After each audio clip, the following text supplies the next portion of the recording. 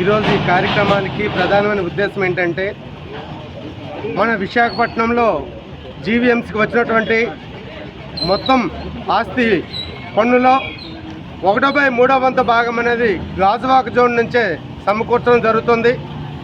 కానీ గాజువాక జోన్కి వినియోగం చేసినటువంటి ఖర్చులైతే చూస్తే కనీసం 6వ వాటా కూడాను వినియోగించట్లేదు. ఇది చాలా దుర్మార్గమైనటువంటి పని.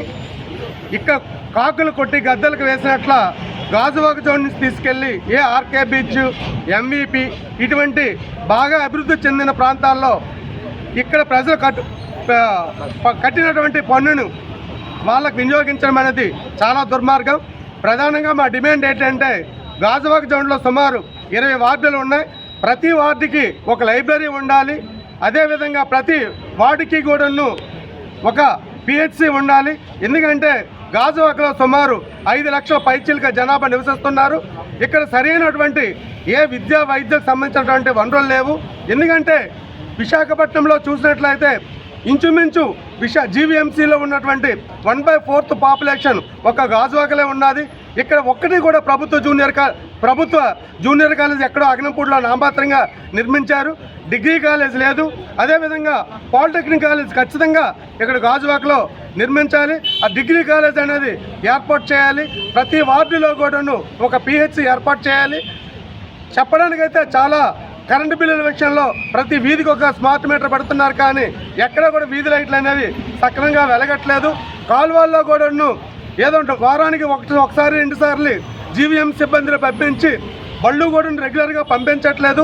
చెత్త తీసివేయడానికి వాళ్ళు తుడిచేటప్పుడు ఆ చెత్త అనేది కాలువలోకి తోస్తున్నారు. 2వ రోజు వచ్చి ఆ తాలకు చెత్తని మరలా పైకెత్తుతున్నారు. 3వ రోజు వచ్చి దాన్ని డంప్ చేస్తున్నారు. ఈ విధంగా వారం మొత్తం మీద చూస్తే 1-2 సార్లు జరుగుతుంది.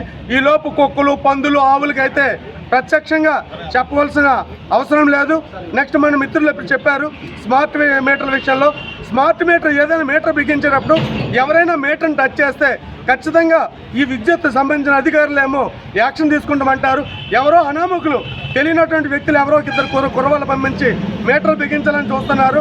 వాళ్ళు బిగించేటప్పుడు ఈ విద్యుత్ సంబంధించినటువంటి సిబ్బంది కనీసం లైన్ ఇన్స్పెక్టర్ కానీ, ఒక లైన్ మ్యాన్ కానీ కనీసం ఎవరు కూడా రాకుండాను ఒక దొంగ చోటున ఈ స్మార్ట్ మీటర్లు బిగించవలసిన అంత అవసరం ఏమొచ్చింది.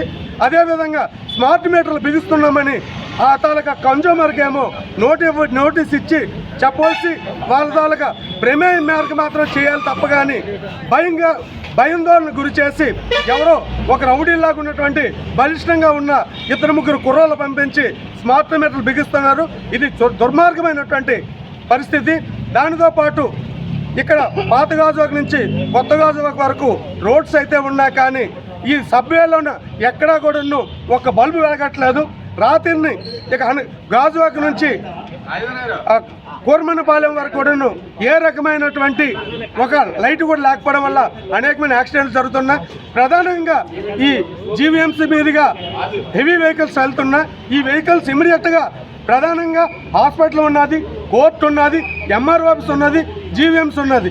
ప్రధానమైన ఆఫీసులు అంటే రోజు తక్కువ కనీసం 60-70 వేల మంది ప్రయాణించినటువంటి వీధుల్లో ఇటువంటి భయంకరమైనటువంటి వెహికల్స్ అనేవి వెళ్తే ఎంతమంది